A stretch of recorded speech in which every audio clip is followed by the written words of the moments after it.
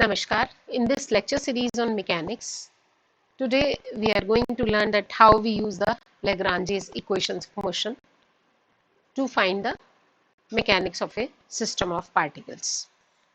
Actually, as I told you earlier that we have one approach which is Newton's approach to find the mechanics of a particle, in which there was a stress on forces. There is another approach which is called the Lagrange's approach. In this approach, there is no stress on the forces, rather we are concerned with a function that is a L, Lagrangian function. This is called the Lagrangian function L, and the expression for L was T minus V. That means we are concerned with kinetic energy as well as potential energy. So first of all, we will see that how we find the kinetic energy and the potential energy and put in Lagrange's equation of motion to find the to describe the mechanics of a system of particles. So for that, I also told you that if we are having a system which is described with the help of 3n minus, suppose 3n minus k coordinates, or in simple words you can say that if a system of particle is described by n independent coordinates, then there will be n Lagrange's equations of motion. If there are certain constraints and because of which the number of coordinates is reduced, number of generalized coordinates is reduced, the Lagrange's equations of motion will also be reduced by the same number. So with the help of example, this concept will be more clear. First of all, we'll look that what do we mean by simple harmonic oscillator. What are the characteristics of this type of motion, which is called the simple harmonic motion. For that, you see at this example. In this example, this is the mean position. This is the mean position. And now this mass is going to and fro. This is going to and fro. And you are seeing the pink symbol, pink arrow. This is showing you the force. Force is in opposite direction to the displacement. And this is the curve. This is the sinusoidal curve which is showing the position. Now, you look at this diagram. This is the initial position. This is the initial position of mass. This mass, this mass, this is the initial position. This is stretched, and after stretch, it is describing with respect to time. It is describing this path. You see here, velocity is 0. Initially velocity is 0, and then velocity is maximum. When this mass was here, the velocity is maximum, and then velocity is again 0 when it is going back to its mean position. This is the mean position, this is the stretched position, this is again the mean position, this is the backward position. जब ये वापस पीछे की तरफ जाता है, backward position, and then actually here was its mean position. यहाँ पर थी इसकी mean position, जहाँ से ये stretch होता है वापस आगे पीछे, and this is again the mean position. यहाँ पर फिर से v 0 हो जाता है. तो ये साइनोसाइडल कर्व है जो ये डिस्क्राइब करता है with respect to time. Here one more thing to notice is that here it is written A is down, A is acceleration. It simply means the direction of A is in downward direction. That means it is towards the mean position. Then it is 0 at mean position. Oh, actually this is the mean position. Then A in upward direction, again in this direction. Then A becomes 0, and then A down, यानी कि फिर इस direction में आता है.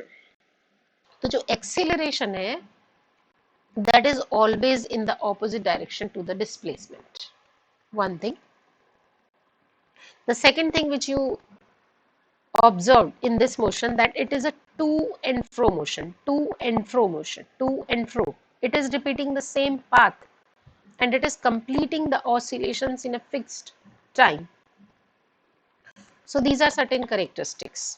Again, you can see this linear harmonic oscillator in next picture also. You see, this is the movement. Here there is one mean position, then it goes upward direction, it goes in downward. When it is going in downward direction, acceleration is in upward direction. When it is going in upward direction, its acceleration is in downward direction. Basically, there is a mean position where acceleration is 0. This is the mean position. इस mean position के इधर और इधर दोनों तरफ same displacement होगा इसका, और ये जो मीन पोजीशन से जाना, मीन पर आना, फिर जाना और फिर आना, this is one complete oscillation. तो ये हमने ऐसे वर्टिकल बना दिया है और यहाँ पर ये एक हॉरिजेंटल फ्रेम में दिखाई दे रहा है. ऐसे ही अगर हम एक और एग्जांपल देखें, this is the simple pendulum. You are seeing that this simple pendulum is moving to and fro. This is its mean position. This is the mean position, and these are the sinusoidal curves, which is representing its position with respect to time. Right? So this is again oscillatory motion in which the same path is described. It is in to and fro motion, and acceleration is in opposite direction to the angular displacement, because it is having the angular displacement and acceleration is in opposite direction. This is the point where the potential energy will be 0. Then potential energy, kinetic energy is gained. Then again here it is 0. Then again gained. यहाँ तक आ रहा है और इस तरीके से ये motion कर रहा है. तो ये कुछ एग्जाम्पल्स हैं सिंपल हार्मोनिक मोशन के.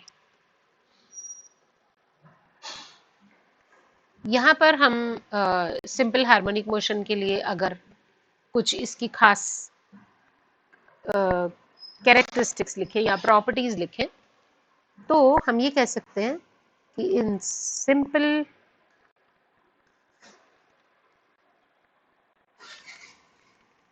Simple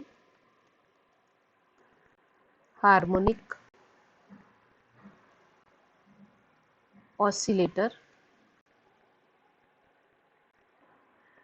Number 1, a particle or object moves. अब वो सिस्टम ऑफ पार्टिकल्स को हमने एक पार्टिकल मान लिया है, कॉन्सेंट्रेट करा दिया एक जगह पर, तो भी वही बात है, और एक सिंगल पार्टिकल है तो भी वही बात है.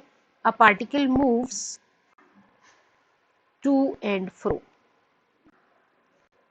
This is one characteristic. The second is it moves periodically. एक फिक्स पीरियड के बाद रिपीट होगा. It moves periodically about a fixed point.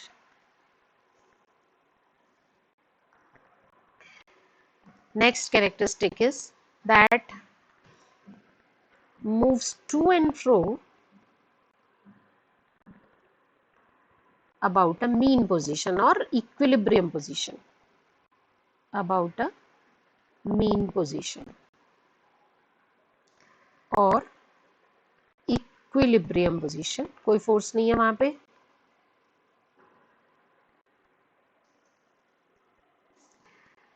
Then acceleration and displacement. Acceleration and displacement are in opposite direction.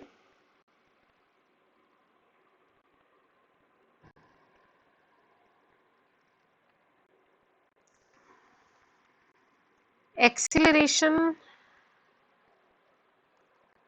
is always directed towards the mean position.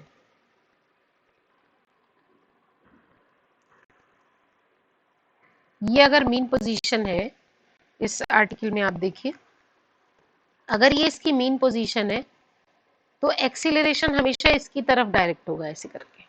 ठीक है, तो it is opposite to displacement. तो ये है x और acceleration किधर direct होगा, इस तरफ। डायरेक्ट का मतलब क्या हुआ कि यहाँ मैक्सिमम और फिर धीरे धीरे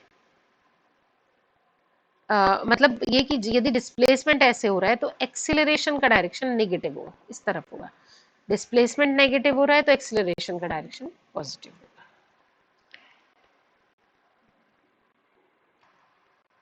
And then it follows the same path या repeats the path. It follows the same path. So these are certain characteristics, and the object which completes the oscillation is called the oscillator, and motion is called the oscillatory motion. Motion is called oscillatory motion.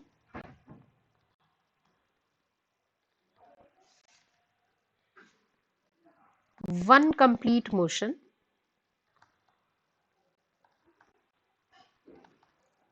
ये हालांकि characteristics नहीं है. One complete motion is called one oscillation,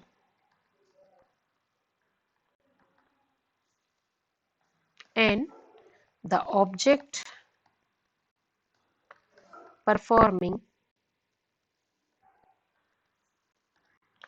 oscillations is called oscillator. ठीक है. अब हम simple harmonic motion का एक एग्जाम्पल लीनियर हार्मोनिक ऑसिलेटर, ये जो हमने लिखा है लीनियर हार्मोनिक ऑसिलेटर, इसको सॉल्व करने की कोशिश करेंगे कि हम इसमें लैग्रांजेस इक्वेशन कैसे अप्लाई करते हैं और इस मैकेनिकल सिस्टम को सॉल्व करते हैं. सबसे पहली बात ये हमने बता दिया कि ये क्यों सिंपल हार्मोनिक ऑसिलेटर की श्रेणी में आता है, क्यों हम इसे कहते हैं this is an example of simple harmonic oscillator. इसमें जो काइनेटिक एनर्जी और पोटेंशियल एनर्जी हमें उसकी बातें करनी है. पहली बात, अगर मैं इसे यहां पर एक्स एक्सिस ले लेती हूं, अगर मैं यानी कि अगर मैं इसको एक्स एक्सिस ले लेती हूं, suppose this is x axis and this is y axis, so it is simply one dimensional motion. x direction में ही इसका मोशन हो रहा है. तो यदि हम काइनेटिक एनर्जी की बात करें तो इसमें काइनेटिक एनर्जी हो जाएगी, kinetic energy half m v square. इसमें कितने डिग्री ऑफ फ्रीडम हमें चाहिए, यानी कितना है इसका डिग्री ऑफ फ्रीडम, एक ही है और एक ही इसका जनरलाइज्ड कोऑर्डिनेट है, वो है x. तो हम कन्वेंशनल कोऑर्डिनेट में ही इसमें आराम से कर सकते हैं. वो कन्वेंशनली, क्योंकि जितने भी कन्वेंशनल होते हैं वो सारे जनरलाइज्ड कोऑर्डिनेट्स होते हैं. तो यहाँ पर half m x dot square, ये हमारे पास आ गया इसका काइनेटिक एनर्जी, जिसको हम डिनोट करते हैं T से. ठीक है. जब पोटेंशियल एनर्जी की बात आएगी, यानी कि V कितना होगा, तो इसको हम दो तरीके से निकाल सकते हैं, either with the help of force, और पहले हम देखें कि पोटेंशियल एनर्जी इसमें डिस्क्राइब कैसे होगी. सपोज मैं ये कहूं कि potential energy function of position होती है, तो फंक्शन ऑफ x है. इसको मैंने लिखा v, इसमें से मैंने जो मीन पोजीशन है उसको घटा दिया और जोड़ दिया. ठीक है. हालांकि इस क्वेश्चन में या किसी में भी हम यहाँ जो मीन पोजीशन है यहाँ पर अपना ओरिजिन शिफ्ट कर सकते हैं, जो हम इसमें देखेंगे भी.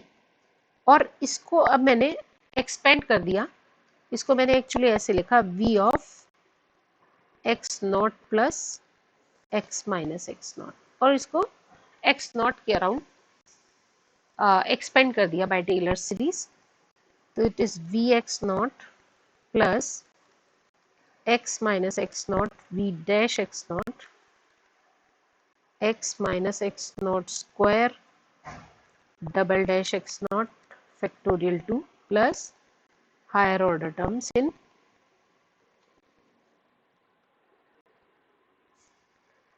x minus x not. ठीक है, अब हम ये कहते हैं कि एक पोजीशन ऐसी आती है जब कोई भी पार्टिकल, जैसे इसका जो मास है, ये जो इसका मास है, ये जो मास है, पहली बात तो ये पॉइंट मास की तरह लिया गया है, यानी ये जो स्ट्रिंग है इसमें कोई मास नहीं है, ये माना गया है। इस स्ट्रिंग में कोई भी फ्रिक्शन नहीं है, टेंशन नहीं है, ये माना गया है। टेंशन नहीं है इसमें कोई भी, ये माना गया है। तो हमें केवल इसी से मतलब है। ठीक है, अब ये जब भी मेन पोजीशन में आएगा, इस पर आएगा, एक्स नॉट पर आएगा, तो यहां पर जो v होगा वो मिनिमम होगा। और मिनिमम या मैक्सिमम के लिए क्या होता है, फर्स्ट डेरिवेटिव को हम 0 रखते हैं। So for minimum of Vx,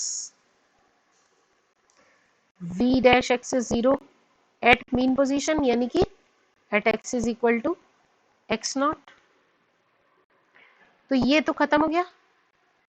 2 से क्या आया, Vx is equal to Vx naught plus x minus x naught square factorial 2 V double dash x। बाकी टर्म्स को आप छोड़ दें इसमें। यहां पर भी क्या है, जब मिनिमम हमारी क्या वैल्यू है, मिनिमम ऑफ v क्या है, minimum of v at x is equal to x naught is 0।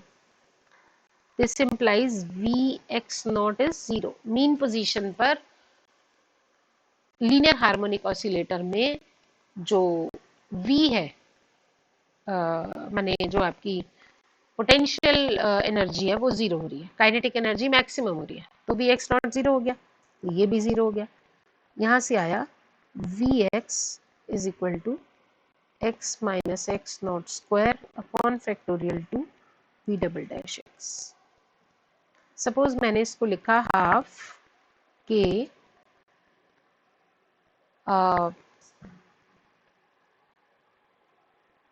x minus x not square, यानी k को मैंने क्या माना, this is v double dash x। This k is nothing but the spring constant, क्योंकि acceleration कितना होगा वो spring पर ही डिपेंड करता है, स्प्रिंग पर भी डिपेंड करता है। तो k जो हो गया वो स्प्रिंग कांस्टेंट हो गया, जैसी स्प्रिंग उसके हिसाब से k की वैल्यू चेंज हो सकती है। अब सपोज मैंने x नॉट को शिफ्ट कर दिया 0 पर, ओरिजिन वहां ले लिया, तो ये कितना बन गया, हाफ के एक्स स्क्वायर। ये आया मेरा v, दिस इज v मैंने पोटेंशियल एनर्जी, ये काइनेटिक एनर्जी है और ये पोटेंशियल एनर्जी। आप इसको यहां से फोर्स भी ले सकते हैं, या उल्टा मैं कहूं तो फोर्स से भी इस पोटेंशियल एनर्जी को निकाल सकते थे। मैं इसे जरा सा रिवर्स वे में कर रही हूँ, मतलब मैं एक तरह से न्यूटन मैकेनिक्स लगाने की कोशिश कर रही हूँ। देखिए न्यूटन मैकेनिक्स में हम क्या करेंगे, इसको हम थोड़े दूसरे कलर से कर लेते हैं क्योंकि ये जरूरी नहीं है आपको करना है। हाँ, अगर मैं न्यूटन मैकेनिक्स की बात करूं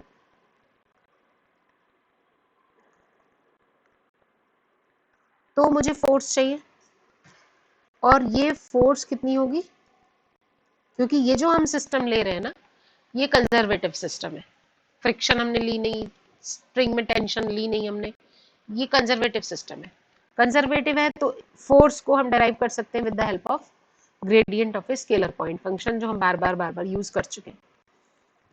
अब ये वन डायमेंशनल मोशन है, तो मैं डेल्टा वी लिखूं या डीवी डीएक्स लिखूं, एक ही बात है। यहां पर जो हमारा v है, v माने पोटेंशियल एनर्जी, ये वेलोसिटी नहीं है, ये पोटेंशियल एनर्जी है। v is potential function, force potential function, जिसे हम बाद में काइनेटिक एनर्जी पोटेंशियल एनर्जी कह देते हैं। v की वैल्यू हमारी है हाफ के एक्स स्क्वायर, तो ये कितना आ गया, माइनस के एक्स। ये होती है फोर्स जो लीनियर हार्मोनिक ऑसिलेटर में काम करती है। ठीक है, अब यदि मैं इसे न्यूटन मैकेनिक्स से करती तो F कितना होता है, वहां पर F होता है मास इनटू एक्सीलरेशन। इन दोनों को मैं कंपेयर करती mass into acceleration is equal to minus K X double dot is minus K upon M X. यही पहचान होती है ऑसिलेटरी टाइप ऑफ मोशन की, हार्मोनिक ऑसिलेटर्स की, जिसमें जो एक्सेलरेशन है और जो डिस्प्लेसमेंट है वो एक रेशियो में होते हैं। ठीक है, एक्सेलरेशन किसके प्रोपोर्शनल आ गया? एक्सेलरेशन इज प्रोपोर्शनल टू, ये इसकी एक कैरेक्टरिस्टिक होती है, प्रोपोर्शनल टू डिस्प्लेसमेंट, जो हमने लिखी हुई है पहले, जो पॉइंट्स लिखे थे कि एक्सीलरेशन इज प्रोपोर्शनल। तो देखिए आ गई ना प्रोपोर्शनल, क्योंकि x double dot upon x कितने के बराबर आ गया? माइनस के अपॉन एम के स्प्रिंग कांस्टेंट है, किसी एक स्प्रिंग के लिए तो कांस्टेंट होगा, उसी के रिस्पेक्ट में ये कांस्टेंट आ जाएगा, और एम उसका मास होगा। ये मैंने लगाई न्यूटन मैकेनिक्स, ठीक। और यहाँ से मेरे पास ये आ गया, यहाँ से फ्रीक्वेंसी ऑफ ऑसिलेशन आ गया, टाइम ऑफ ऑसिलेशन आ गया बाय डेफिनेशन, क्योंकि ओमेगा स्क्वायर बन गया के अपॉन एम, और ऐसी टाइम ऑफ ऑसिलेशन आ गया 2 पाई अपॉन रूट 2 पाई अपॉन ओमेगा। अब मैं लगा रही हूँ लेग्रांजियन मैकेनिक्स। लेग्रांजियन मैकेनिक्स में अब हम क्या करेंगे? हमें लेग्रांजियन मैकेनिक्स में, आपको लेग्रांजियन से ही करना है। लेग्रांजियन मैकेनिक्स में मुझे निकालना है एल। एल मेरा आया T minus V by definition. T की वैल्यू है मेरे पास half M X dot square, और वी की वैल्यू है हाफ के एक्स स्क्वायर। ये अभी हम निकाल के चुके हैं, ठीक है। ये मेरे पास आ गया एल। एल का मतलब फोर्थ नंबर आया इसका, दिस इज 4। ये वन डायमेंशनल इक्वेशन है, यानी वन ही जनरलाइज्ड कोऑर्डिनेट यहाँ है, विच इज एक्स। तो हमें एक ही इक्वेशन काफी है। लेग्रांजेस इक्वेशन ऑफ मोशन क्या बनेगी? Lagrange's equation of motion for one generalised coordinate X, एक ही है क्योंकि वो बनी D D T derivative of delta X dot minus delta X is equal to 0। अगर आपको याद हो तो हमने लैग्रांजेस इक्वेशन क्या लिखी थी? General D D T delta Q I dot minus delta Q I is equal to 0। यहाँ पर आई था फ्रॉम 1 टू n, जहाँ suppose n 3n minus k हो जाए। 3n minus k was the number of generalised coordinate. इस case में n कितना है? यहाँ पर n कितना है? केवल 1, एक ही कोऑर्डिनेट है, और वो 1 भी क्या है? x। तो ये जो q1 आएगा, ये जो q1 डॉट आएगा, ये क्या है? x डॉट है, और q1 जो है वो x है। तो यही हमने किया है। हमने इस इक्वेशन में यहाँ 1 रखा i की जगह, और 1 का वैल्यू है q1 डॉट की वैल्यू है x डॉट, वो यहाँ रख दी ये रही, और q1 की वैल्यू x है, वो हमने यहाँ पर रख दी। तो ये एक सिंगल इक्वेशन हमारे पास बनेगी। इसमें अब हम वैल्यू रख सकते हैं using 4 derivative of delta X dot, मैं डायरेक्ट भी लिख सकती थी, पर चलिए, half M X dot square minus half K X square minus delta X half M X dot square minus half K X square. 0 solve कर लीजिए इसको। डेरिवेटिव ऑफ, इसका डेरिवेटिव, ये जो टर्म है ये, इसका डेरिवेटिव मुझे किसके रिस्पेक्ट में लेना है? एक्स डॉट के रिस्पेक्ट में। तो खाली ये डिफरेंशिएट होगा, ये 0 हो जाएगा। इसका डेरिवेटिव क्या आएगा? इसका डेरिवेटिव आएगा 2 आएगा, पहले तो 2 से 2 कैंसिल हो जाएगा, एम एक्स डॉट, केवल इतना आएगा। और ये आगे डेल्टा एक्स, सॉरी, ये जब हम करेंगे तो क्या आएगा? माइनस और माइनस प्लस के एक्स स्क्वायर, इसको फिर से कर दिया, एम एक्स डबल डॉट के X square is 0, so x double dot is minus K upon M x square. अब देखिए इसको और इसको बिल्कुल सेम, ये न्यूटोनियन मैकेनिक्स से आया और ये लैग्रांजियन मैकेनिक्स से आया। फिफ्थ जो है ये लैग्रांजियन मैकेनिक्स से आया है। यहां से अब आप कह सकते हो कि this is harmonic motion, simple harmonic motion, example of simple harmonic motion, and frequency of oscillation is एक second, is k upon m. This is frequency of oscillation and time of oscillation is 2 pi omega, so it is 2 pi m upon k. ये आपका system describe हो गया, mechanical system with the help of Lagrange's equations of motion. ऐसे ही हम simple pendulum का example देख सकते हैं। ये देखिए, ये एक सिंपल पेंडुलम है। इस सिंपल पेंडुलम में यहां देखिए, ये यहां से ये अटैच्ड है, ये इसकी स्ट्रिंग है जो कांस्टेंट लेंथ की है। लेंथ कितनी है? L है। ये इसकी मीन पोजीशन है, क्योंकि इस पोजीशन पर इसकी पोटेंशियल एनर्जी 0 हो जाती है। जब ये यहां से यहां पर आता है तो इसकी पोटेंशियल एनर्जी 0 हो जाती है, काइनेटिक एनर्जी बढ़ जाती है, जिसकी वजह से ये इधर मूव करता है। जब यहाँ आया पोटेंशियल एनर्जी 0 हुई और ये यहाँ को मूव कर गया। ये भी स्ट्रिंग है, स्ट्रिंग इनएक्सटेंसिबल है तो L लेंथ रहेगी। Theta is the angle of angular displacement, representing the angular displacement. अब यहाँ पर जो एक इम्पॉर्टेंट बात है जो आपको सीखनी है कि रेफरेंस लेवल हमें एक जरूर लेना होता है जहां से हम सब चीजों को काउंट करेंगे। तो तरीका ये होता है कि जैसे ये बॉब है, ये बॉब है, यहाँ जा रही है और यहाँ जा रही है, इसके ऊपर नहीं जाएगी ये, इसकी जो मैक्सिमम वैल्यू है वहां तक जाएगी। थीटा की जो भी मैक्सिमम वैल्यू है ये बस वहां तक जाएगी। तो मैंने ये एक रैंडम पोजीशन ले ली इसकी, ये इसकी मीन पोजीशन है। तो हमें जो मीन पोजीशन होती है कोशिश करना चाहिए कि हम वहां पर लें इसका रेफरेंस लेवल। क्यों रेफरेंस लेवल की जरूरत पड़ती है? क्योंकि जब हम पोटेंशियल एनर्जी इसकी जज करेंगे तो वहां हमें इसकी डिस्प्लेसमेंट चाहिएगा। ये कितना डिस्प्लेस हुआ? हाइट के फॉर्म में डिस्प्लेसमेंट, ठीक है, क्योंकि हमारा यही एक एक्सिस है तो हाइट के फॉर्म में चाहिएगा डिस्प्लेसमेंट। तो हम एनी पॉइंट मानते हुए आराम से ये डिस्प्लेसमेंट ले सकते हैं जो थीटा पर डिपेंड करेगा। थीटा की मैक्सिमम वैल्यू के लिए मैक्सिमम दे देगा।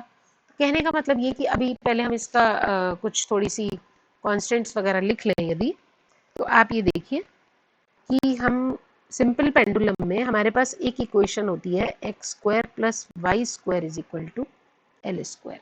ये यदि हमने बी को इसको एक्स वाई लिया है, any point of its motion, जिसे हम ऐसे भी लिख सकते हैं x is equal to L cos theta and y is equal to L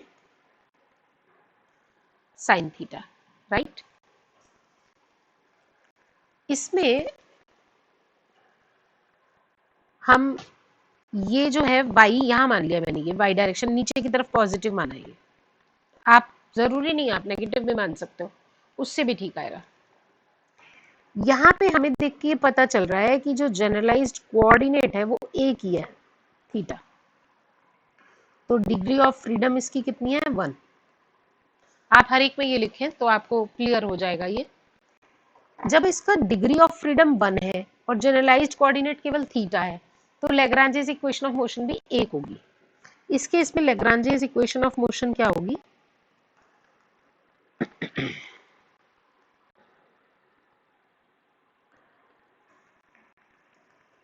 D delta L delta theta dot हो जाएगी अगर मैं थीटा के रिस्पेक्ट में काम कर रही हूँ। Delta L delta theta is equal to 0। ये भी कंजर्वेटिव सिस्टम है, तो यहाँ पर इक्वल टू 0 और एल क्या होगा हमारा t minus V, where v is position dependent only, position dependent in terms of generalised coordinate. ठीक है, बस हमारा पर्पज है t निकालें v निकालें। t कितना होगा, हाफ m v स्क्वायर। मैंने आपको पहले जब जनरलाइज मोमेंटम कराया था तब t काइनेटिक एनर्जी निकालनी बताई थी पोलर में। हम इसकी जो सिंपल मेथड है उससे इसको लिख सकते हैं x dot square plus y dot square, और जब इसको आप कैलकुलेट करेंगे यहाँ से तो मैं फाइनली लिख रही हूँ क्या आएगा, ये आएगा L square theta dot square. ये आएगी काइनेटिक एनर्जी, आप वैल्यू रख के इसको सॉल्व कर सकते हैं। अब बात आई पोटेंशियल एनर्जी की, V इज इक्वल टू, तो मैंने ये मानी है रेफरेंस प्लेट या रेफरेंस लेवल।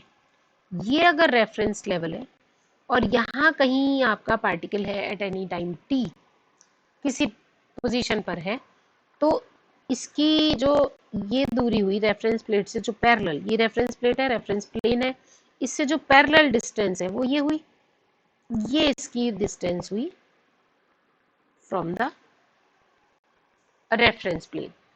ठीक, तो डिस्टेंस कितनी हो गई कायदे से, इसको मैंने मान रखा है O, यानी mg a o, ये इसकी डिस्टेंस, ये है इसकी mg a o, ये a o है।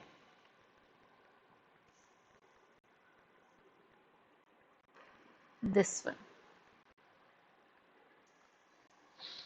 ठीक, इसको आप ऐसे कहो या नीचे की तरफ कहो, हमने नीचे पॉजिटिव डायरेक्शन ले रखी है क्योंकि ये डिस्टेंस है तो कोई फर्क नहीं पड़ेगा, लेकिन हाँ क्योंकि ये यहाँ जाकर के फिर नीचे आ रहा है, यहाँ जाकर के नीचे आ रहा है, तो इसकी जो मैक्सिमम पोजीशन है वो ये है।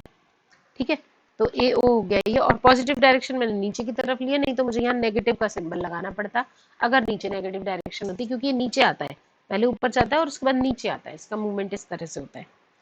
ये बना एम जी, ए ओ को मैं क्या लिख सकती हूँ, ए सी माइनस ओ सी, ए सी पूरा, ये है ए सी और ये है ओ सी, तो अगर मैं इस ए सी में से इस ओ सी को माइनस कर दूं तो मेरे पास ये आ जाएगा ए ओ। तो हम क्या करेंगे इसको, this is M G, now what is A C, A से लेके सी तक तो ये एल है, and what is O C, O C is L cos theta. ये जो ओ सी है ये कितने के बराबर है, एल कॉस थीटा के बराबर है, ये यहाँ तक। ठीक है, तो ये हमारे पास निकल आया पोटेंशियल एनर्जी। अब एल में रख दीजिए, therefore L is equal to half M L square theta dot square minus V, V means M G L 1 minus cos theta. ये आपका एल आ गया, कभी कभी केवल एल भी पूछा जाता है कि लैग्रांजियन निकालिए, तो ये हमारे पास एल आ गया है। इस एल को अब हम 1 में रखेंगे, 1 में रखने पर क्या होगा, यहाँ है डेरिवेटिव, डेरिवेटिव ऑफ, ये है एल का derivative with respect to theta dot, तो मैं सीधा लिख देती हूँ थीटा डॉट के रिस्पेक्ट में ये देगा M L square theta dot, केवल इतना आएगा जब हम 4 को डिफ्रेंशिएट करेंगे with respect to theta dot. फिर है माइनस एल को डिफ्रेंशिएट करना है मुझे विद रिस्पेक्ट टू थीटा, तो जब हम यहाँ से लेंगे with respect to theta it will be minus M G L sine theta, यहाँ आएगा माइनस और माइनस प्लस, और फिर cos थीटा को डिफरेंशिएट करेंगे तो दिस विल बी माइनस। लेकिन एक माइनस ऑलरेडी लगा हुआ है तो ये प्लस हो गया, इक्वल टू 0। इसको फिर से सॉल्व किया, M L square theta double dot plus M G L, और ये जो साइन थीटा है ना, इसको अप्रोक्सीमेट कर दो थीटा से, क्योंकि ये बहुत स्मॉल होता है। जब हम सिंपल हार्मोनिक ऑसिलेटर लेते हैं और उसमें भी हम पेंडुलम का एग्जाम्पल लेते हैं, तो वहां पर थीटा बहुत ही छोटा होता है, तो साइन थीटा को थीटा से हमने कर दिया 0। अब आप देखिए, theta double dot is equal to G upon L theta. अभी हमने पिछले वाले आर्टिकल में क्या किया था कि acceleration should be proportional to displacement. यहां क्या आया, angular acceleration, angular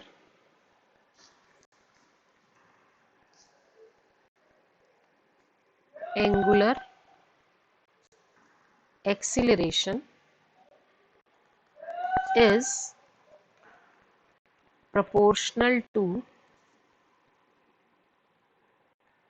angular displacement। Theta angular displacement है, तो किसका एग्जाम्पल हो गया, हार्मोनिक ऑसिलेटर का एग्जाम्पल है, सिंपल हार्मोनिक ऑसिलेटर का एग्जाम्पल है। अब यहां से वैसे ही आप फिर से निकाल सकते हो, ओमेगा स्क्वायर क्या बना, जी, ओमेगा क्या बना, G upon L, G root of G upon L, और टाइम क्या बना, 2 पाई अपॉन ओमेगा, यानी 2 पाई root L upon G, motion describe हो गया। तो ये दो एग्जाम्पल हैं जो हमने देखे सिंपल हार्मोनिक ऑसिलेटर के, राइट। तो इसी तरीके से हम और एक दो एप्लीकेशंस देखेंगे कि हम कैसे लैग्रांजेस इक्वेशंस ऑफ मोशन को लगाते हैं। और ये हमें ध्यान रखना है कि जितने जनरलाइज्ड कोऑर्डिनेट्स है केवल उतनी ही इक्वेशन हमें लेनी है। अगर हमारे दो हैं बाई चांस आर और थीटा, तो जैसे मैंने ये थीटा में एक इक्वेशन लिखी, जैसे ये वाली इक्वेशन मैंने थीटा में लिखी थी, बिल्कुल ऐसे ही एक इक्वेशन आर में लिखी जाएगी। तो हम नेक्स्ट लेक्चर में एक दो एप्लीकेशंस इसके और देखेंगे, ठीक है।